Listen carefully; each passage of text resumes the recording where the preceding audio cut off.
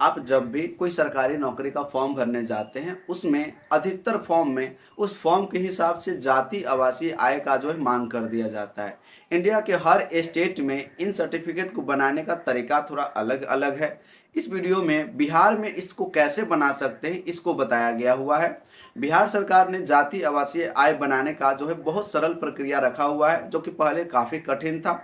आप जब भी कोई फॉर्म भरने जाते हैं तो वहां पर लिखा हुआ होता है कि आपका आय प्रमाण पत्र जो होना चाहिए 1 साल के अंदर होना चाहिए। और अब भी 2026 में जब फॉर्म भरने जाते होंगे तो वहां पर 1 अप्रैल के बाद का जो है आय प्रमाण पत्र लिया जाता है। तो आय प्रमाण पत्र और एक आवासीय प्रमाण पत्र आपको हर साल अपडेट करने की जरूरत होती है। जाति प्रमाण पत्र कुछ साल पुराना भी होता है तो वो चल जाता है। इस वीडियो में बिहार में आय प्रमाण पत्र कैसे बनाते हैं इसका पूरा प्रक्रिया को समझाया गया हुआ है, आपको हर एक स्टेप करके दिखाया गया हुआ है। और इस वीडियो के अगले सीरीज में आपको बताया जाएगा कि एनसीएल सर्टिफिकेट कैसे बनाते हैं। एनसीएल सर्टिफिकेट जो है 2 लेवल का होता है, एक स्टेट लेवल का और एक सेंट्रल लेवल का, जो कि काफी बच्चों को कंफ्यूजन होता है कि कौन से फॉर्म में स्टेट लेवल का देना है और कौन से फॉर्म में सेंट्रल लेवल का देना है। अगर इसकी जानकारी नहीं है तो आप हमारे चैनल को सब्सक्राइब जरूर कर ले, ताकि जब मैं वीडियो पोस्ट करूं आपका इसका नोटिफिकेशन मिल सके और आप इस वीडियो को देख करके समझ सकते हैं। तो चलिए मैं लेकर के चलता हूं अपने कंप्यूटर स्क्रीन पे और आपको बताता हूं कि किस तरह से आपको आय प्रमाण पत्र का प्रोसेस करना है। ऑनलाइन करने के लिए सबसे पहले बिहार सरकार के आरटीपीएस के ऑफिशियली वेबसाइट पर आना होगा। इसका लिंक इस वीडियो के डिस्क्रिप्शन बॉक्स में दिया गया हुआ है, वहां से जाकर आप डायरेक्ट इस वेबसाइट पर आ सकते हैं। इसके बाद यहाँ पर आपको एक लॉगिन का ऑप्शन मिल जाएगा, इस पर आपको क्लिक करना होगा। जैसे ही क्लिक करेंगे यहाँ पर भी आपको लॉगिन के लिए आगे बढ़े इस पर क्लिक करना होगा। क्लिक करने के बाद कुछ इस तरह से आपके सामने लॉगिन इंटरफेस खुल करके आ जाएगा। अगर आपने इस पर अपना अकाउंट बना रखा है पहले से तो आप डायरेक्ट इसको लॉगिन कर सकते हैं। अगर आपने अभी तक अकाउंट नहीं बनाया है तो नीचे आकर के new user sign up for मेरी पहचान इस पर अपना अकाउंट बनाएंगे। अगर अकाउंट बनाने में किसी प्रकार का प्रॉब्लम है तो कमेंट बॉक्स में जरूर बताएं, मैं इसके लिए एक अलग से वीडियो बना दूंगा। लॉगिन करने के लिए यहाँ पर यूजर नेम और पासवर्ड की मदद से आप लॉगिन कर सकते हैं। सबसे आसान तरीका जो है मोबाइल से लॉगिन करना है। यहाँ पर आपने अकाउंट बनाते वक्त जो मोबाइल नंबर दिया था उस मोबाइल नंबर को एंटर करेंगे और अगर आपको पासवर्ड याद है तो पासवर्ड डालेंगे, अन्यथा आप इस वाले चेक बॉक्स को क्लिक करेंगे तो पासवर्ड का ऑप्शन जो है यहाँ से हट जाएगा। और फिर आप इस चेक बॉक्स को क्लिक करके आप साइन इन पर क्लिक करेंगे। साइन इन पर क्लिक करते ही यहाँ पर ऑप्शन पूछा जा रहा है कि आप मोबाइल पर ओटीपी लेना चाहते हैं, आपको इस पर क्लिक करना होगा और उसके बाद नेक्स्ट पर क्लिक करना होगा। जैसे ही क्लिक करेंगे आपको जो है ओटीपी भेज दिया जाएगा, ओटीपी यहाँ पर आप डाल देंगे। इस तरह से ओटीपी इंटर करने के बाद साइन इन पर क्लिक करें। अगर लॉगिन करने के बाद कुछ इस तरह से मेरी पहचान का आपको इंटरफेस दिखता है तो आपको बिहार सर्विस प्लस को आपको ऑप्शन चूज करके आपके इसके ऑफिशियल वेबसाइट पर जाना होगा। यहाँ पर एक्सेस नाउ पर क्लिक करेंगे। ओटीपी सबमिट करने के पश्चात आप डायरेक्ट इस इंटरफेस को देख सकते हैं। कभी कभी बाई चांस सर्वर की प्रॉब्लम की वजह से मेरी पहचान का डैशबोर्ड सामने आ जाता है। इस डैशबोर्ड पर आ जाने के बाद यहाँ पर लेफ्ट साइड में अप्लाई फॉर सर्विसेज लिखा हुआ है, उस पर क्लिक करेंगे। नीचे एक ऑप्शन आएगा व्यू ऑल अवेलेबल सर्विसेज, इस पर आपको क्लिक कर देना है। क्लिक करने के बाद आपके सामने सारे अवेलेबल सर्विसेज खुल करके आ जाएगा। अब हम यहाँ पर सर्च करेंगे कि इनकम सर्टिफिकेट सर्विसेज कहाँ पर है। इसके लिए इस सर्च बॉक्स में आप नॉर्मली टाइप करेंगे इनकम। आप नॉर्मल 3 से 4 भी लेटर उसका टाइप कर देंगे तो यहाँ पर ऑप्शंस आ गया। यहाँ पर देख सकते हैं आरओ, उसके बाद है एसडीओ और डीएम। तो सबसे पहले आपको आरओ लेवल का बनाना पड़ता है, जो बेसिकली इसी लेवल पर सब जगह काम चल जाता है। जहां जरूरत पड़ता है वहां पर एसडीओ या डीएम लेवल को हम बना करके देते हैं। तो सबसे पहले इस आरओ लेवल वाला लिंक पर क्लिक करेंगे। क्लिक करने के बाद सामने जो है इसका फॉर्म खुल करके आ जाएगा। इस फॉर्म को आप अच्छे से फिलअप कर लेंगे। यहाँ पर आपका जो जेंडर है चूज कर लेंगे। उसके बाद अगर आप चाहते हैं कि आपके अभिवादन में श्री लगाएं या श्रीमती लगाएं तो आप यहाँ से चूज कर सकते हैं, अन्यथा कोई अभिवादन नहीं पर रहने दें।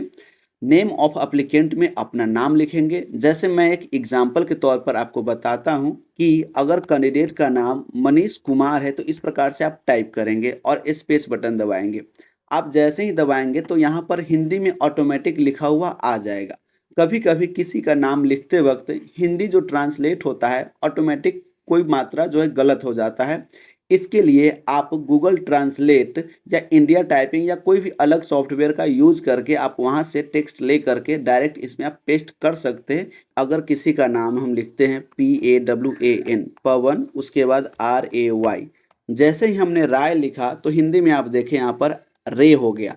इस चीज़ को आपको सुधार करना होगा, इसलिए इस चीज़ को आपको सिलेक्ट करना होगा और राय का स्पेलिंग यहीं पर आपको RAAY लिख करके स्पेस प्रेस करना होगा और यहाँ पर देख सकते हैं कि हिंदी में राय हो गया। तो जब आप इंग्लिश में नाम एंटर करेंगे तो यहाँ पर जरूरी नहीं है कि वो सही ही आए, आपको यहाँ पर सही करना होगा, इस बात का ध्यान रखें। नेक्स्ट में है फादर्स नेम, यहाँ पर फादर्स नेम लिखेंगे, उसके बाद यहाँ पर मदर्स नेम लिखेंगे। यहाँ पर एक बात और ध्यान दें, जो भी यहाँ पर नाम लिखने वाला है अगर आप उसमें एक बैक स्पेस दबाएंगे तो यहाँ पर जो देवी लिखा हुआ था वो एक ही बैक स्पेस में हट गया, तो इस बात का भी ध्यान रखें। यहाँ पर लिखने में नए व्यक्ति को जो है कुछ प्रॉब्लम हो सकता है। यहाँ पर विवाहित महिला की स्थिति में आपको यहाँ पर हस्बैंड का नाम डालना होगा। फिर उसके बाद यहाँ पर अपना मोबाइल नंबर डाल दें। जो आप मोबाइल नंबर यहाँ पर डालेंगे उस मोबाइल नंबर पर उसी वक्त एक OTP भी जाएगा, उस OTP को डाल करके यहाँ पर वैलिडेट पर क्लिक कर देना है। क्लिक करने के बाद यहाँ पर ओके कर देना है। यहाँ पर आप अपना ईमेल आईडी डाल सकते हैं जो कि ऑप्शनल है, नहीं भी देंगे तो चलेगा। उसके बाद यहाँ पर अपना एड्रेस डालना है। स्टेट में बिहार आ जाएगा। आप जिस भी जिला से बिलोंग करते हैं उस जिला को आप सेलेक्ट कर देंगे। आप जो भी जिला सेलेक्ट किए रहेंगे उस जिला के अंतर्गत जो अनुमंडल आएगा वह इस लिस्ट में आ जाएगा। उसके बाद प्रखंड है, आप जिस भी प्रखंड से बिलोंग करते हैं उस प्रखंड को आप यहाँ पर सिलेक्ट कर देंगे। ये सारा डेटा जो है एक उदाहरण के तौर पर आपको बताया जा रहा है, आप अपने हिसाब से आपका जो डेटा है वो फिलअप करेंगे। उसके बाद यहाँ पर स्थानीय निकाय का प्रकार, आपका क्षेत्र जो है ग्राम पंचायत या नगर निगम या नगर परिषद या नगर पंचायत, जिस भी कैटेगरी में आता है उसको आप सेलेक्ट करेंगे। सेलेक्ट करने के बाद आपका घर जिस वार्ड नंबर में है उस वार्ड नंबर को डाल देंगे और यहाँ पर अगर आपका घर ग्राम पंचायत के अंतर्गत आता है तो आपको इसमें पंचायत का नाम सेलेक्ट करना पड़ेगा। तो आपको यहाँ पर पंचायत का नाम सेलेक्ट करना होगा। पंचायत का नाम सेलेक्ट करने के बाद यहाँ पर आपको अपने गांव का नाम लिखना होगा। जैसे मैं रामपुर लिखता हूँ, रामपुर लिखने के बाद जैसे ही स्पेस हमने प्रेस किया यह ऑटोमेटिक हिंदी में हो गया। उसके बाद उसी तरह आपको अपना डाकघर लिखना है, जो भी आपका डाकघर होगा वो आप लिखेंगे और स्पेस प्रेस करेंगे तो इस तरह से फिर से हिंदी हो जाएगा।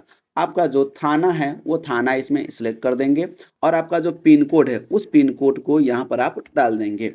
डालने के बाद यहाँ पर अब अपना फ़ोटो सेलेक्ट करेंगे। फ़ोटो सेलेक्ट करने के लिए आप चूज़ फाइल पर क्लिक करेंगे, कैमरा पर क्लिक नहीं करेंगे, यहाँ पर चूज़ फाइल पर क्लिक करेंगे और आपने कंप्यूटर या मोबाइल में जहाँ भी फ़ोटो रख रखा है उसको यहाँ से आप अपलोड कर देंगे। और यहाँ पर फ़ोटो है, हमने डबल क्लिक कर दिया और यहाँ पर यह फ़ोटो आ गया है। फ़ोटो का साइज़ 100 KB से कम रखें जिससे आपको अपलोड करने में आसान होगा। यहाँ पर पेशा पूछा जा रहा है कि आपका प्रोफेशन क्या है, तो आप सिंपली छात्र लगा सकते हैं अगर आप छात्र कैटेगरी से है। यहाँ पर और भी सारा प्रोफेशन है, आप जिस भी प्रोफेशन से बिलोंग करते हैं आप उसे सिलेक्ट करेंगे। सिलेक्ट करने के बाद यहाँ पर आवेदन का उद्देश्य पूछा जा रहा है कि आपको यह सर्टिफिकेट क्यों चाहिए, तो अपना उद्देश्य लिखेंगे। जनरली तौर पर आप लिख सकते हैं फॉर्म भरने हेतु। जैसे जैसे आप इंग्लिश में टाइप करके स्पेस करते जाएंगे यह हिंदी में होता जाएगा।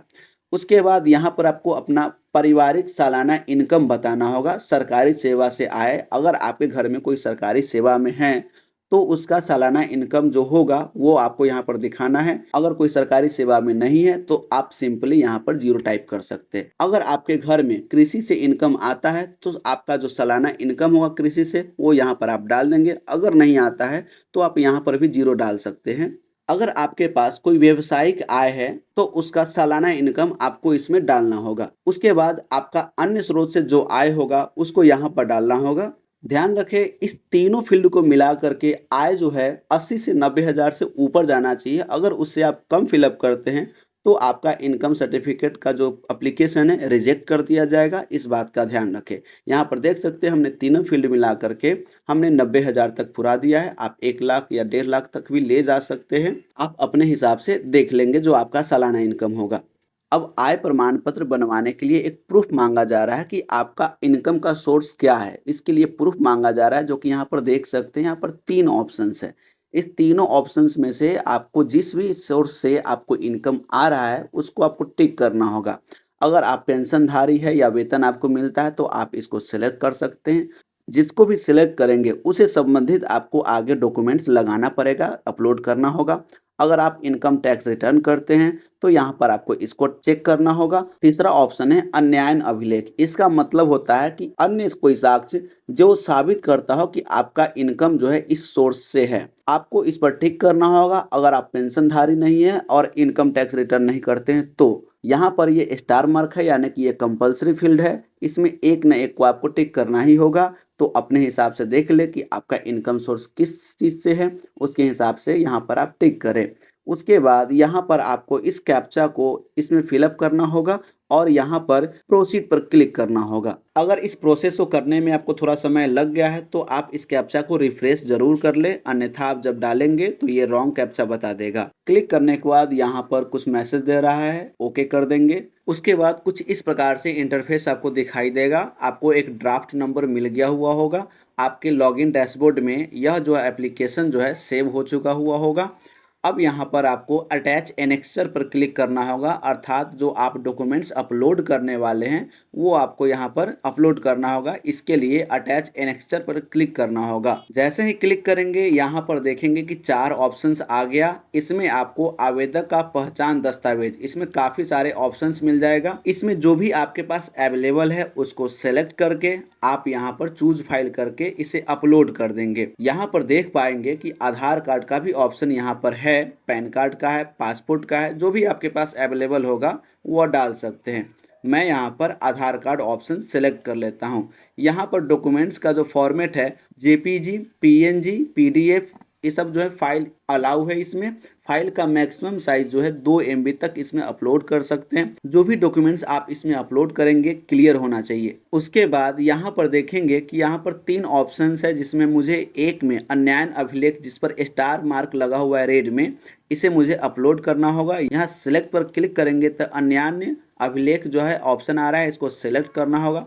अब जो है इसमें आपको एक ऐसा प्रूफ देना होगा जो आपके एनुअल इनकम को बताता हो, जिसमें आप अपने जमीन का ऑनलाइन जमाबंदी पंजी डाल सकते हैं, या अगर आपके पास आपके जमीन का करेंट रसीद है तो आप उसे भी यहाँ पर अपलोड कर सकते हैं। अभी तक यह एक्सेप्टेबल है और आपका आय प्रमाण पत्र इस प्रूफ के आधार पर बना दिया जाएगा। तो आप बिहार भूमि की ऑफिशियल पोर्टल पर जा करके अपने जमीन का ऑनलाइन जमाबंदी निकाल सकते हैं। ऑनलाइन जमाबंदी पंजी कुछ इस प्रकार से आपके पास होना चाहिए, या रसीद जो है आपके पास ऐसा होना चाहिए, रसीद करेंट होना चाहिए, उसे आप इसमें अपलोड कर देंगे और फिर जाकर के सेव एनेक्सर पर क्लिक कर देंगे। अगर आपके पास 2 या उससे अधिक पेज में लगान या जमाबंदी है तो आप उसको एक PDF बना करके आप इसे अपलोड कर सकते हैं। बस साइज जो है 2 MB से कम होना चाहिए। आप ऑनलाइन किसी टूल का सहायता लेकर के अलग अलग पेज को एक PDF में कर सकते हैं।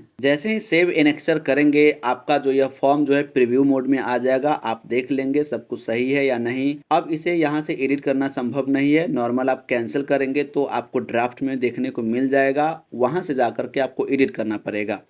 और यहाँ पर लास्ट में आपको सबमिट पर क्लिक कर देना होगा। जैसे ही सबमिट पर क्लिक करेंगे आपका फॉर्म सक्सेसफुली सबमिट हो जाएगा। आपके मोबाइल नंबर पर एक मैसेज आ जाएगा कि आपका आवेदन सफलतापूर्वक प्राप्त हुआ है, इस प्रकार से। और यहाँ पर देखेंगे सेवा प्रदान का प्रस्तावित तिथि जो है 11/8/2026 को दिया जा रहा है, यानी कि कम से कम 13 से 14 दिन समय लगता है इसको अप्रूव्ड होने में। जैसे ही इस एप्लीकेशन को अप्रूव्ड कर दिया जाता है तो इस आवेदन संख्या की मदद से इस सर्टिफिकेट को डाउनलोड किया जा सकता है। तो आज का यह वीडियो कंप्लीट हुआ। NCL सर्टिफिकेट के आवेदन करने से पहले मैंने आपको आय प्रमाण पत्र का आवेदन करके इसलिए दिखाया क्योंकि NCL सर्टिफिकेट में यह आय प्रमाण पत्र मांगा जाएगा और आय प्रमाण पत्र 1 साल के अंदर का होना चाहिए, इसलिए मैंने पहले आपको आय प्रमाण पत्र का आवेदन करके दिखाया। अगर आपको भी NCL सर्टिफिकेट आवेदन करना है, या तो स्टेट लेवल का या सेंट्रल लेवल का, तो आपको अपना करंट इनकम सर्टिफिकेट रखना होगा। तो आपको यह जानकारी कैसा लगा कमेंट बॉक्स में लिख करके जरूर बताएं। वीडियो को लाइक एंड शेयर करें। अगर आपने हमारे चैनल को अभी तक सब्सक्राइब नहीं किया है तो ऐसे इन्फॉर्मेशन के लिए हमारे चैनल को सब्सक्राइब जरूर कर ले। अब मिलते हैं अगले वीडियो में, तब तक के लिए धन्यवाद।